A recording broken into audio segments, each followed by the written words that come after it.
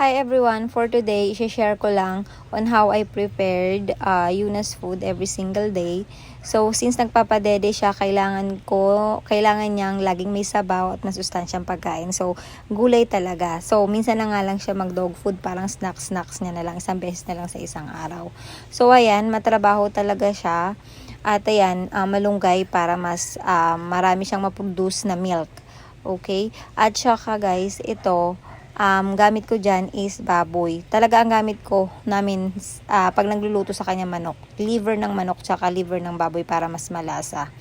Pero kasi ngayon tinry ko lang na baboy muna. So ayan, ang dami kong ginawa dyan guys kasi pag gumagawa talaga ako ng ulam ni Yuna talagang maramihan. Kasi yung sobra nilalagay ko sa rep tapos kinabukasan na naman iibahin ko na naman siya. Kasi medyo picky eater si Yuna, ayaw niya ng pare-pareho every single day. Kaya iniiba-iba ko siya. Kaya init-init lang. Ay lalagay ko to sa rep. Ayan, tapos kinabukasan magluluto ako ulit. Bye! Thank you!